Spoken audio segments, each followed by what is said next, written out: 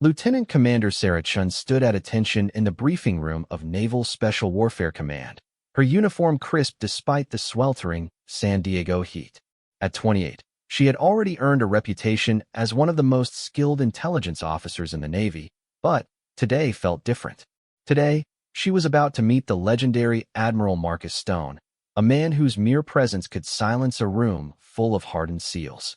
The door burst open with military precision, and Admiral Stone strode in like he owned not just the room, but the entire Pacific Fleet. His silver hair was perfectly groomed, his chest decorated with ribbons that told stories of battles most people only read about in history books. Behind him followed an entourage of senior officers, all trying to match his confident stride. Sarah had heard the stories. Admiral Stone was a living legend in the SEAL community, a man who had led countless operations in the most dangerous corners of the world. He was also known for his sharp tongue and his belief that women, no matter how qualified, didn't belong in special operations.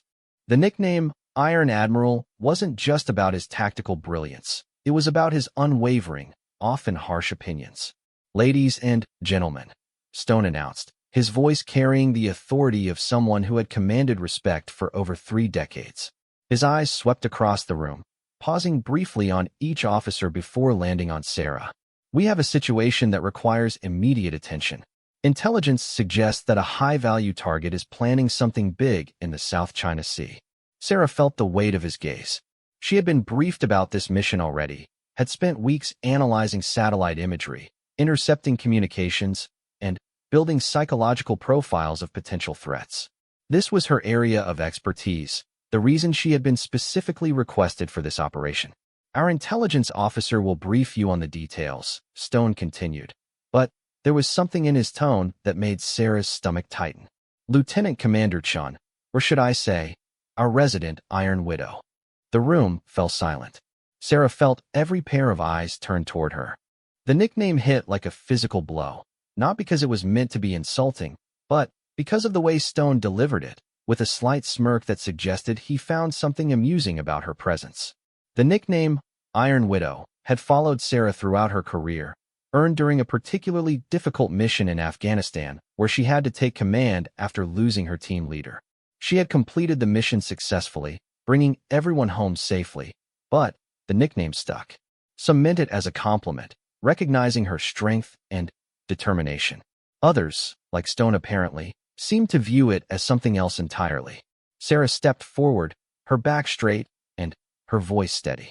She had faced down terrorists, survived explosions, and navigated the complex world of military intelligence. She wasn't about to let one admiral, legendary or not, intimidate her. "Sir, the target is Chun Wei-ming, a former Chinese military officer turned arms dealer," she began, clicking through satellite images on the large screen. "Our sources indicate he's planning to facilitate a major weapons transfer that could destabilize the entire region." Admiral Stone leaned back in his chair, his expression unreadable.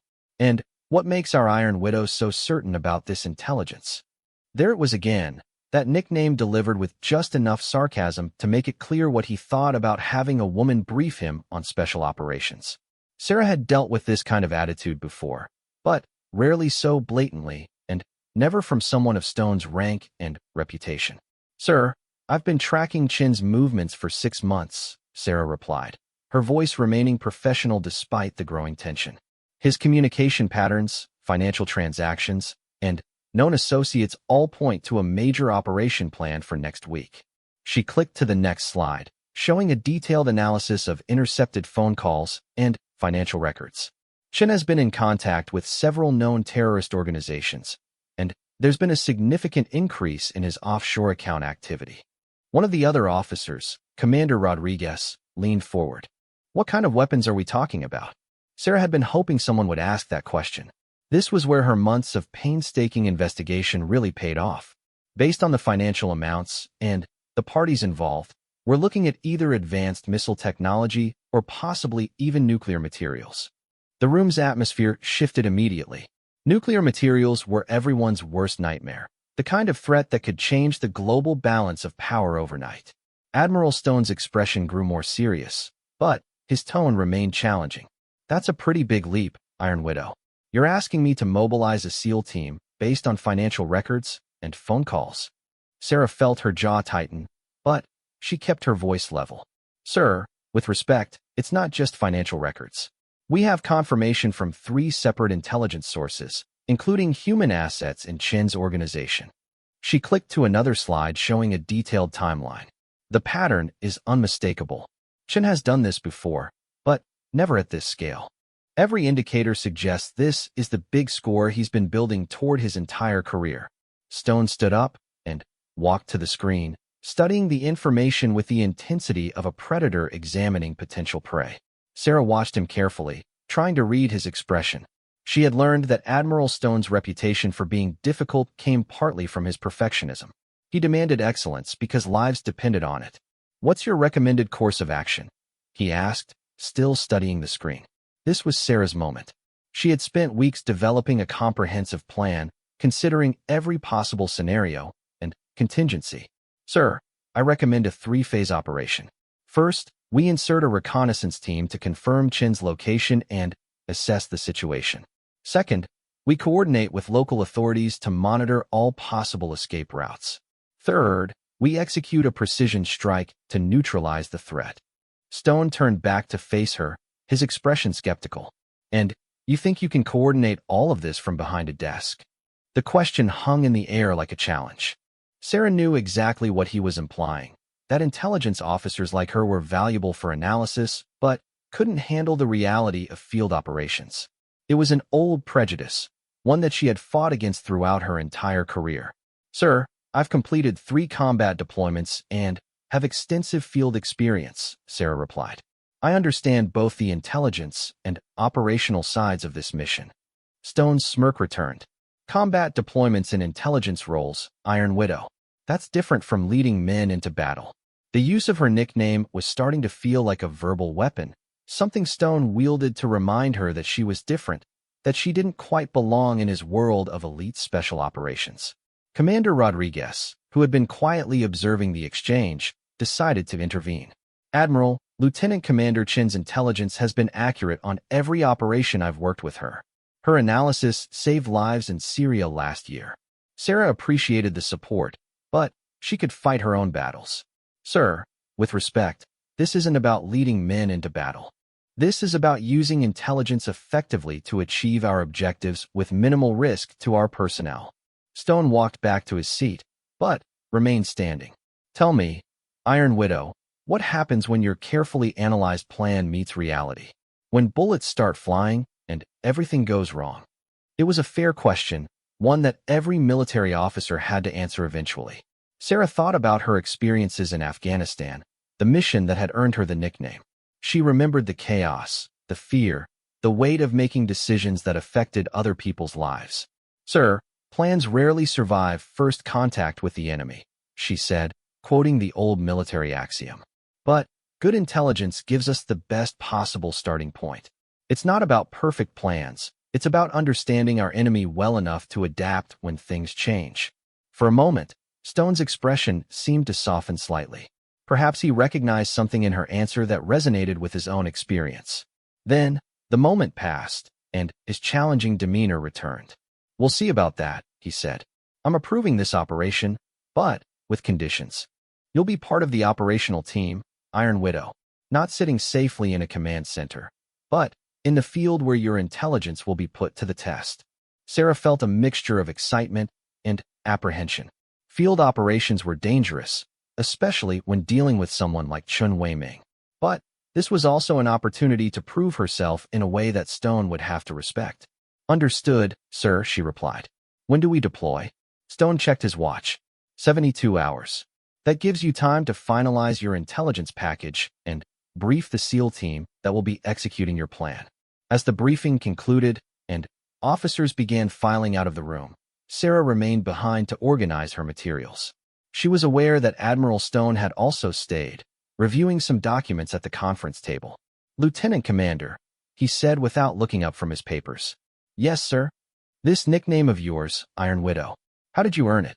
Sarah paused, considering how much to share. The story wasn't classified, but it was personal. "Afghanistan, sir. Lost my team leader to an IED.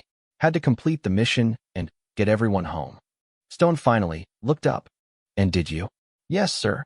Everyone made it back. For the first time since she had met him, Admiral Stone's expression showed something that might have been approval. We'll see if you can do it again, Iron Widow. As Sarah left the briefing room, she realized that the next 72 hours would determine not just the success of the mission, but whether she could earn the respect of one of the most demanding leaders in the military. The nickname Iron Widow had always been a double-edged sword, representing both her strength and the skepticism she faced as a woman in a male-dominated field. Now, Admiral Stone had made it clear that he intended to test whether she truly deserved that reputation.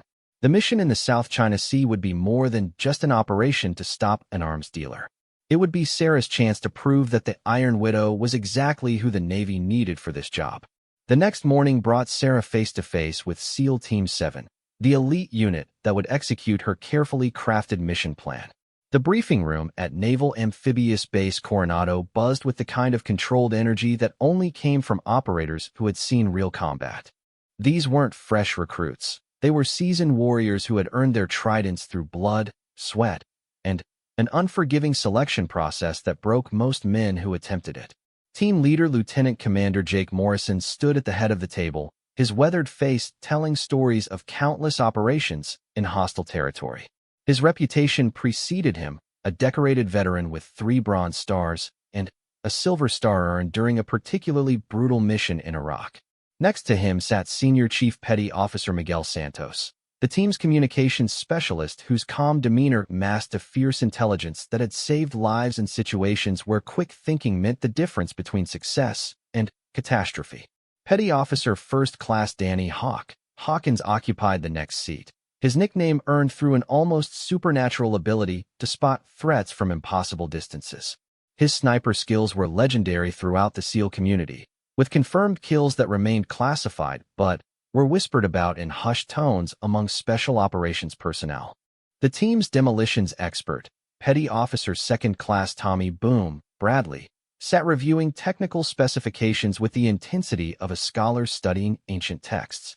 His expertise with explosives was matched only by his ability to remain absolutely calm under pressure, a trait that had proven invaluable during several hostage rescue operations.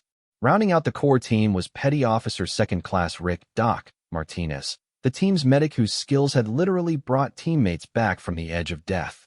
His medical expertise was matched by his combat abilities, making him equally comfortable treating gunshot wounds or engaging enemy forces.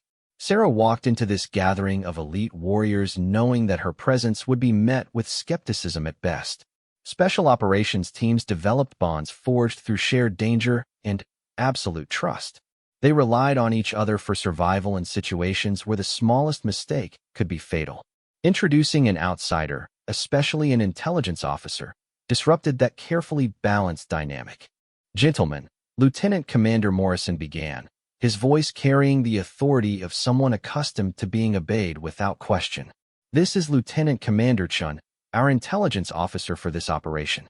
Sarah stepped forward, her bearing professional despite sensing the subtle tension in the room.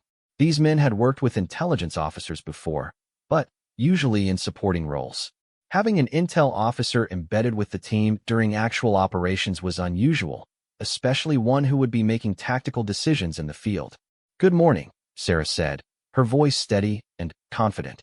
"I know this arrangement is outside normal protocol, but the nature of this target requires real-time intelligence analysis that can only be provided by someone with intimate knowledge of Chun Weiming's operation."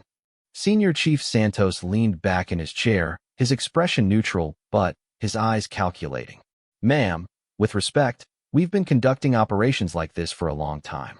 What makes this target so special that we need hand-holding from the intelligence community?" The question was fair, if bluntly delivered. Sarah had expected this kind of resistance, and had prepared accordingly. She activated the large display screen and began presenting the intelligence that had taken her months to compile. "Chun Weiming isn't just another arms dealer," she explained, clicking through satellite images and intercepted communications. "He's a former Chinese military intelligence officer with connections throughout Southeast Asia's criminal networks. His current operation involves facilitating the transfer of weapons technology that could fundamentally alter the balance of power in the region. Hawk studied the images intently. What kind of weapons technology? Sarah clicked to the next slide, showing detailed financial analysis and communication intercepts. Based on the money involved and the parties interested, we're looking at either advanced missile guidance systems or nuclear materials. Possibly both. The room's atmosphere shifted perceptibly. Nuclear materials represented every special operator's worst-case scenario, threats that went far beyond conventional military operations into the realm of potential catastrophic terrorism. Morrison leaned forward, his full attention now focused on Sarah's presentation. What's the source confidence on this intelligence? High confidence from multiple sources, Sarah replied. Human assets, signals intelligence, financial tracking, and behavioral analysis all point to the same conclusion. Chen has been building toward this operation for over 2 years. Doc Martinez raised his hand. What's the operational timeline?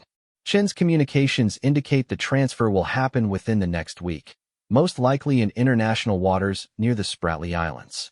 The location gives him multiple escape routes and complicates any potential response from regional navies.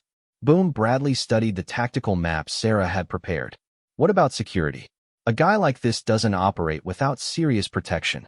This was where Sarah's intelligence work became crucial. She had spent weeks analyzing Chen's security arrangements, studying his personnel files, and operational patterns. Chen employs a mix of former Chinese special forces and local mercenaries. Approximately 20 to 30 personnel, well-armed and experienced in maritime operations. Morrison stood up and walked to the display screen, studying the tactical situation with the eye of someone who had planned and executed countless similar operations. Insertion options? Sarah clicked to a detailed operational map. 3 viable approaches. Submarine insertion 20 miles out, followed by underwater approach using SDVs. Helicopter insertion from a naval vessel, though that increases our detection risk. Or insertion by small boat under cover of darkness. What's your recommendation? Santos asked.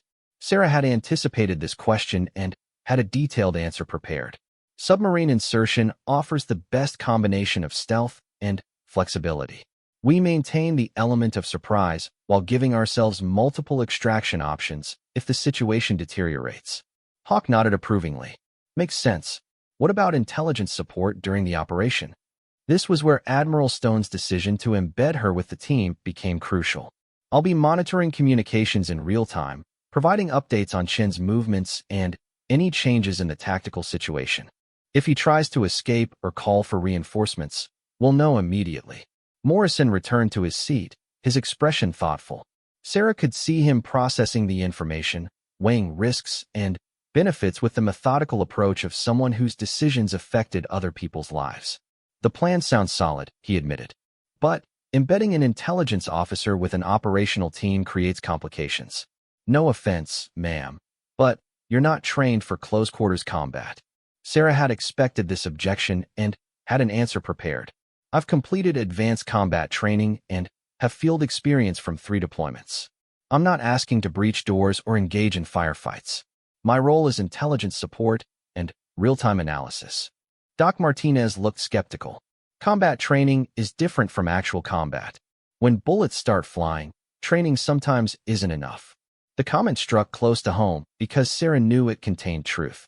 Her field experience had involved dangerous situations, but nothing comparable to what SEAL teams regularly faced.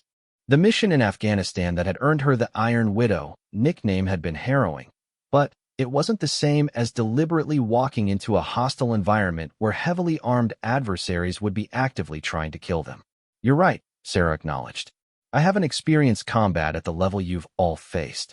But this operation requires someone who understands Chun Weiming's psychology, his operational patterns, and his likely responses to various tactical situations.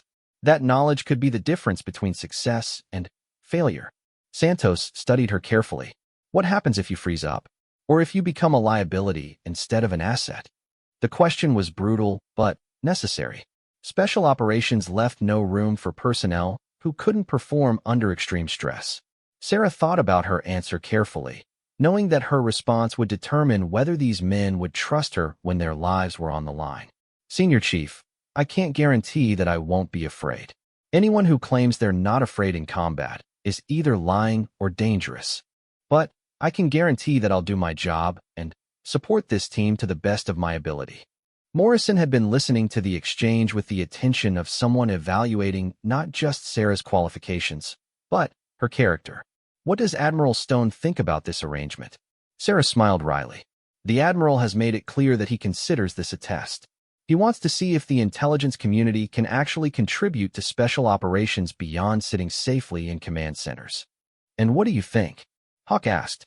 I think Admiral Stone is right to be skeptical, Sarah replied honestly. Intelligence officers don't usually prove themselves in operational environments. But this mission is different. Chun Weiming is too smart and too well-connected to be handled through conventional approaches. Boone Bradley had been quietly studying the technical specifications Sarah had provided. These weapons systems Chun is trafficking, how dangerous are they really?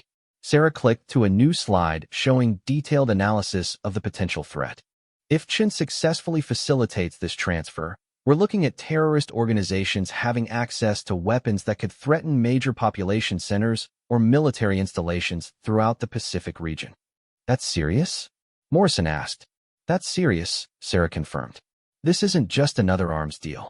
This is potentially a game-changing transfer of military technology to people who won't hesitate to use it against civilian targets.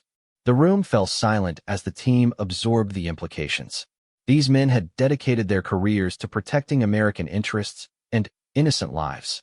The possibility that their actions could prevent a major terrorist attack gave the mission a significance that went far beyond military objectives.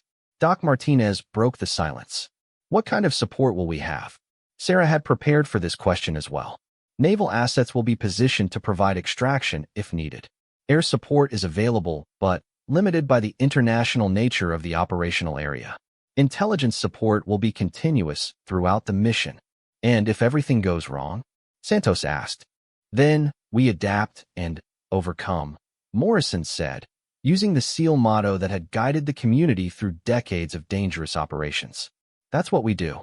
Sarah appreciated Morrison's confidence, but she also knew that successful operations required more than just courage and determination. They required careful planning, accurate intelligence, and the ability to adapt when unexpected situations arose.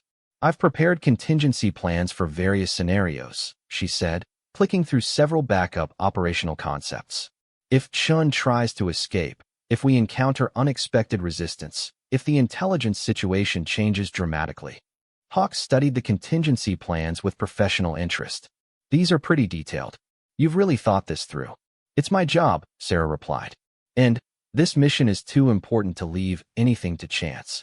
Morrison stood up, signaling that the briefing was reaching its conclusion. All right, people, we have 48 hours to finalize preparations. Lieutenant Commander Chun, you'll work with each team member to understand their specific requirements and how your intelligence support can be integrated into our operational procedures. As the meeting broke up, Sarah realized that she had passed the first test. The team hadn't fully accepted her yet, but they were willing to work with her. The next 48 hours would be crucial in building the trust and coordination necessary for mission success. But even as she began working with individual team members, Sarah couldn't shake the feeling that Admiral Stone's real test hadn't begun yet. The briefing room discussions were one thing.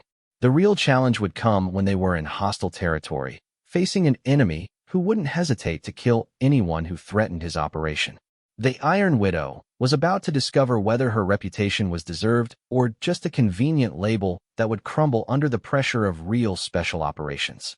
The submarine USS Hampton glided silently through the dark waters of the South China Sea, its nuclear-powered engines pushing the vessel toward a destination that existed only as coordinates on classified navigation charts. Sarah sat in the cramped intelligence compartment, surrounded by encrypted communication equipment and real-time satellite feeds that connected her to intelligence assets scattered across 3 continents. For the past 18 hours, she had been monitoring Chun Weiming's communications with an intensity that bordered on obsession. Every intercepted phone call, every financial transaction, Every movement of his known associates was analyzed and cross-referenced against her psychological profile of the target. The picture that emerged was both fascinating and terrifying. Chen wasn't just a criminal opportunist. He was a methodical professional who approached arms dealing with the same systematic precision he had once applied as a Chinese military intelligence officer. His operation was structured like a military unit, with clear chains of command, operational security protocols, and contingency plans that revealed sophisticated strategic thinking. "Ma'am, we're approaching the insertion point," Senior Chief Santos announced, his voice barely audible over the submarine's ambient noise. Teams gearing up for deployment. Sarah saved her work and secured her equipment, then made her way to the torpedo room where SEAL Team 7 was conducting final equipment checks. The sight of these elite warriors preparing for combat was simultaneously impressive and intimidating. Each man moved with the fluid efficiency of someone who had performed these rituals countless times, checking weapons, communication gear, and specialized equipment with methodical precision. Lieutenant Commander Morrison was reviewing the tactical plan one final time, using a waterproof tablet to display the target location and planned approach routes. The intelligence Sarah had provided showed Chen's vessel, a modified cargo ship called the Pacific Fortune, anchored approximately 12 miles from their current position. "Intelligence update," Sarah announced, connecting her equipment to the team's tactical display. "Chen's vessel has been stationary for the past 6 hours, consistent with our assessment that the weapons transfer is scheduled for tonight." Hawk looked up from his sniper rifle, which he was cleaning with the devotion of someone whose life depended on the weapon's reliability. "Any changes in security posture?" "Negative," Sarah replied, clicking through real-time satellite imagery. Thermal imaging shows approximately 25 personnel on board, with what appears to be roving patrols on deck. Consistent with our intelligence estimates. Doc Martinez finished checking his medical gear and joined the group around the tactical display. "What about the buyer? Any indication who Chun is meeting?" This was where Sarah's intelligence work became crucial. She had spent weeks trying to identify Chen's customer, analyzing financial records and communication patterns to build a profile of the mysterious buyer who was willing to pay hundreds of millions of dollars for weapons technology. "The buyer appears to be representatives from the Jamaat Islamiyah network," Sarah explained, referring to the Southeast Asian terrorist organization responsible for numerous attacks throughout the region. "Financial intelligence suggests they're acting on behalf of multiple affiliated groups." Boone Bradley paused in his preparation of demolition charges. "Gee, that's serious business. These guys don't mess around. Which is why stopping this transfer is critical," Morrison said. "If JI gets their hands on advanced weapons technology, we're looking at potential attacks throughout Southeast Asia and possibly beyond." Sarah activated a new screen showing intercepted communications. Chen's been in contact with his buyers throughout the day. The transfer is scheduled to begin at 0200 hours, approximately 4 hours from now. The timing was tight, but manageable. The submarine would insert the team using swimmer delivery vehicles, small submersibles that would allow them to approach Chen's vessel undetected. Once in position, they would board the ship, secure the weapons, and neutralize Chen's organization. "What about extraction?" Santos asked. Morrison pointed to a position on the tactical map. "Naval assets will be standing by 15 miles out.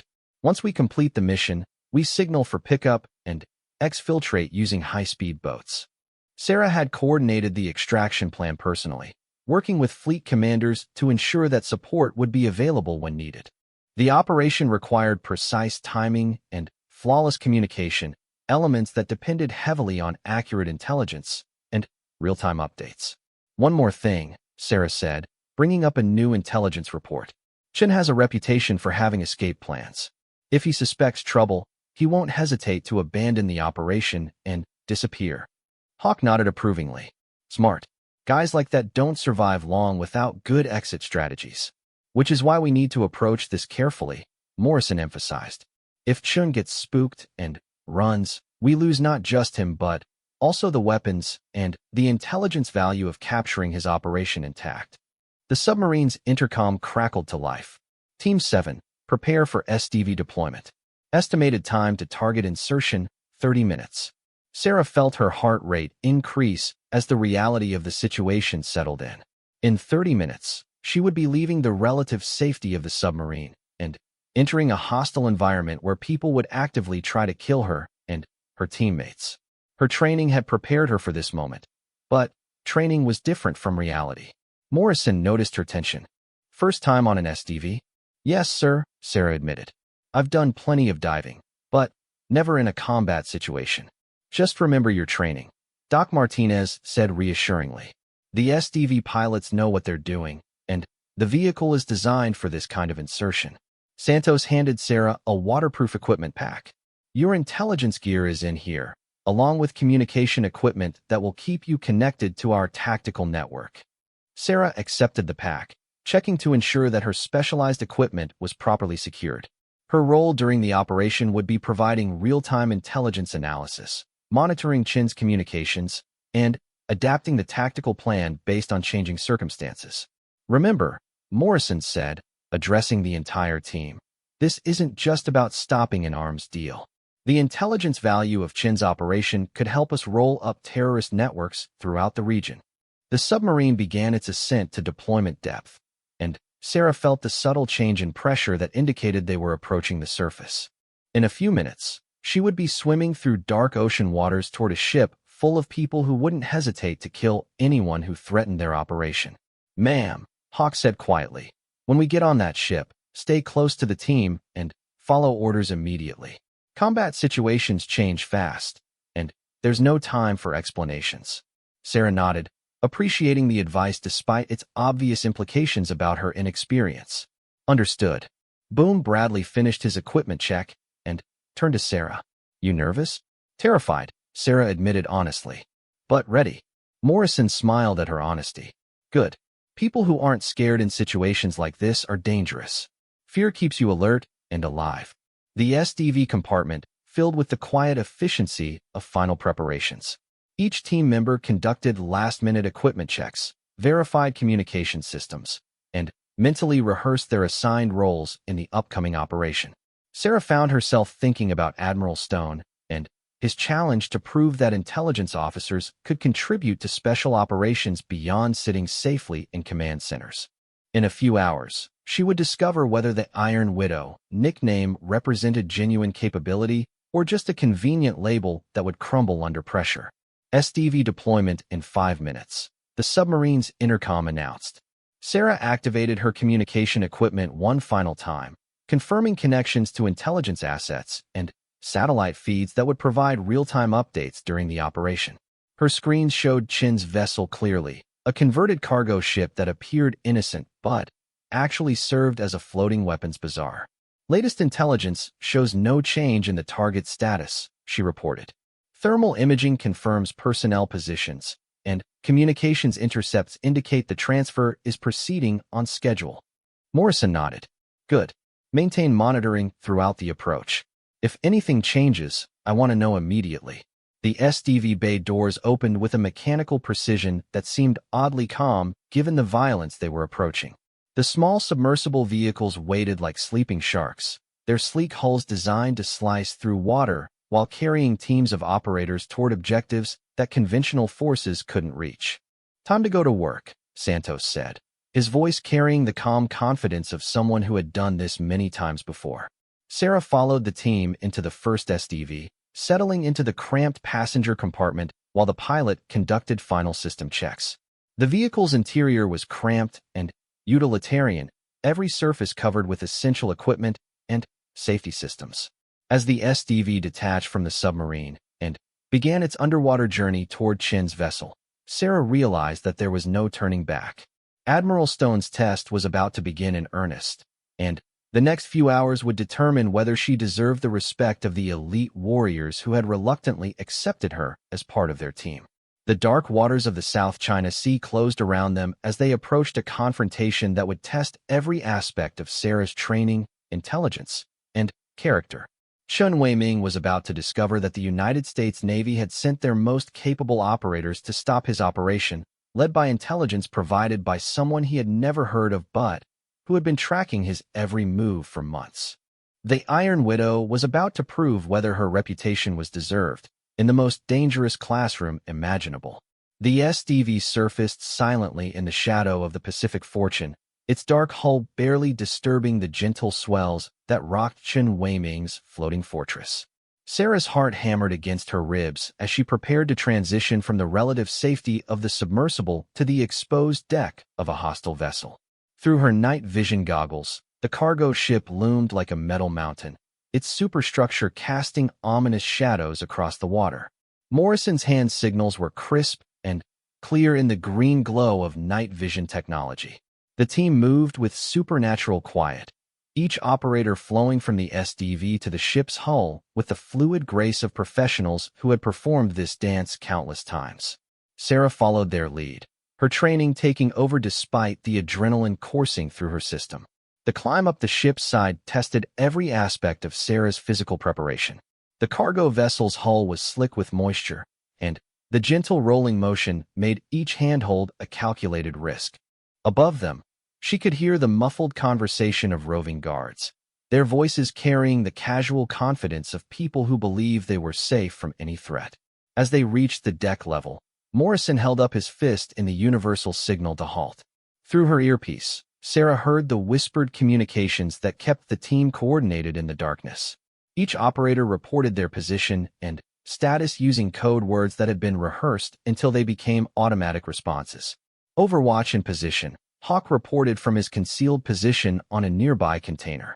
His sniper rifle provided security for the team's insertion and would neutralize any threats that might compromise their mission. Demo ready, Boom Bradley confirmed, his explosives prepared to disable the ship's engines if Chun attempted to escape.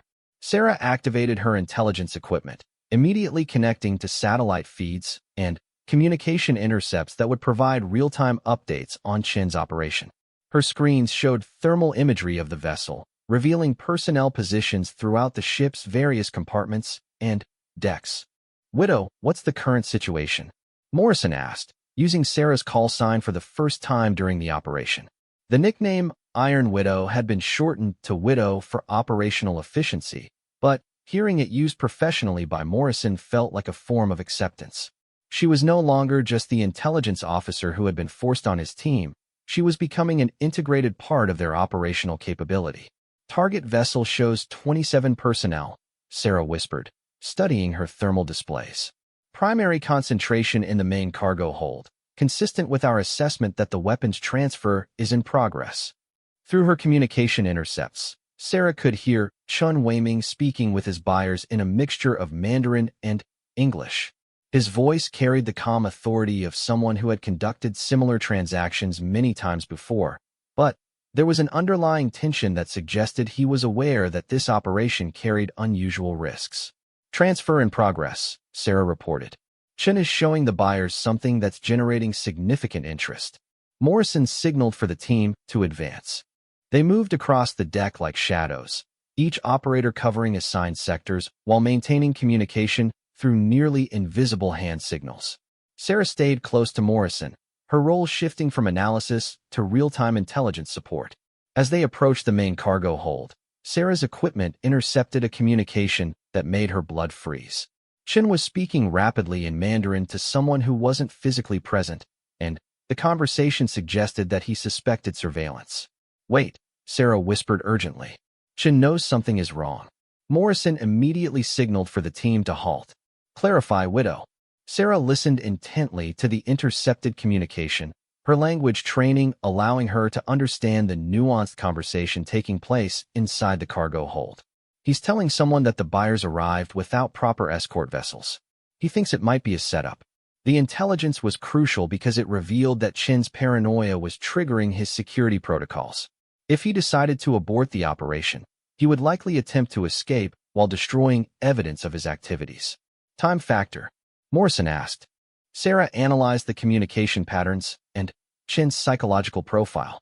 Based on his previous operations, if he decides to abort, he'll move fast, probably within the next 10 minutes. Morrison made a tactical decision that demonstrated why he had earned his reputation as one of the Navy's most capable special operations leaders. Instead of rushing the assault, he repositioned his team to account for Chen's suspected awareness. "Overwatch, do you have eyes on potential escape routes?" Morrison asked. "Affirmative," Hawk responded. "Small boat positioned aft, fueled, and ready." also seeing movement near what appears to be a helicopter landing pad. Sarah's intelligence analysis had predicted these escape options, but seeing them confirmed by direct observation validated months of painstaking research. Chen Weiming was exactly the professional she had assessed him to be, a man who never entered a situation without multiple exit strategies. Boom. Can you disable those escape routes? Morrison asked. Roger that, Bradley responded, already moving toward the small boat with explosive charges designed to disable its engines without creating a massive explosion that would alert the entire ship. Sarah continued monitoring communications, providing real-time updates that allowed the team to adapt their approach based on changing circumstances. This was exactly what Admiral Stone had challenged her to prove, that intelligence officers could contribute to special operations beyond sitting safely in command centers. Chen's buyers are getting nervous, Sarah reported. They're asking about security arrangements and expressing concern about the location. The terrorist representatives had their own paranoia, born from years of avoiding capture by various intelligence services. The combination of their nervousness and Chen's growing suspicion was creating a volatile situation that could explode into violence without warning. Morrison positioned his team for a simultaneous assault that would secure both the weapons and the key personnel before anyone could escape or destroy evidence. The plan required perfect timing and flawless execution, elements that depended heavily on Sarah's continued intelligence support. Widow, I need you to monitor communications and provide updates every 30 seconds, Morrison instructed. If Chen decides to run, we need advance warning. Sarah acknowledged the order while simultaneously tracking thermal imagery that showed increasing activity throughout the ship. Chen's security personnel were beginning to move in patterns that suggested heightened alert status, though they hadn't yet identified the specific threat. 30 seconds to assault, Morrison announced. Sarah felt time compress as the team prepared for the violent culmination of months of planning and preparation. Her role would shift from intelligence analysis to tactical support, providing real-time updates that could mean the difference between mission success and catastrophic failure. Through her earpiece, she heard Chen Weiming's voice change tone as he spoke to his security chief. The conversation was brief and urgent, the kind of exchange that preceded immediate action. Chen's ordering security to sweep the deck, Sarah warned. They're actively looking for threats. Morrison made an instant decision. Execute assault now. The next 60 seconds unfolded with the violent precision of a perfectly choreographed dance. Flashbang grenades exploded in the cargo hold, temporarily blinding and disorienting Chen's personnel, while SEAL Team 7 flowed through predetermined entry points with overwhelming force. Sarah maintained her position near the entry point, her equipment continuing to monitor communications and provide tactical updates even as gunfire erupted throughout the ship. The sounds of combat were different from anything she had experienced, a mixture of automatic weapons fire, shouted orders, and the distinctive noise of professionals conducting close-quarters battle. Widow, status on escape routes?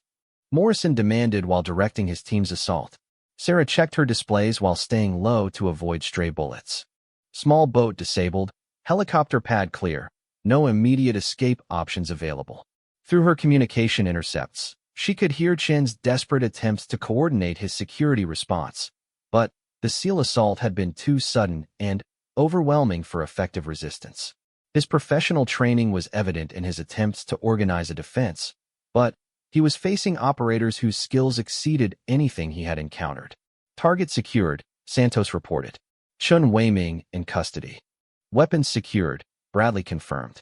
We've got enough firepower here to supply a small war. Sarah felt a surge of satisfaction as her intelligence analysis was validated by the mission's success. The months of painstaking research, the psychological profiling, the tactical planning, everything had come together exactly as she had predicted.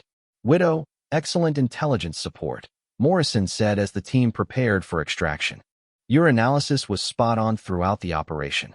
As they waited for extraction vessels to arrive, Sarah realized that Admiral Stone's test had been passed not just by her individual performance, but by the successful integration of intelligence and special operations capabilities. The Iron Widow had proven that analytical skills and tactical support could enhance special operations rather than hinder them. 3 days later, Sarah stood once again in the briefing room at Naval Special Warfare Command. But the atmosphere was completely different from her first meeting with Admiral Stone. The successful mission had resulted in the seizure of advanced weapons technology, the capture of Chun Wei-ming, and key terrorist representatives, and intelligence that would help disrupt terrorist networks throughout Southeast Asia. Admiral Stone entered the room with his characteristic confident stride, but his expression was markedly different. The skeptical smirk had been replaced by something that looked remarkably like respect. "Lieutenant Commander Chun," he began, his voice carrying a tone she hadn't heard before. "I owe you an apology." Sarah felt surprise register on her face. Admiral Stone was not known for admitting mistakes or offering apologies to subordinate officers. "Sir, no apology necessary," she replied. "The mission succeeded because of the entire team's professionalism." Stone shook his head. "The mission succeeded because you provided intelligence support that exceeded anything I've seen in 30 years of special operations. Your psychological assessment of Chun Wei-ming was so accurate, it was like you could read his mind." Morrison, who was also present for the debrief, nodded in agreement. "Admiral, Lieutenant Commander Chin's real-time intelligence support was invaluable.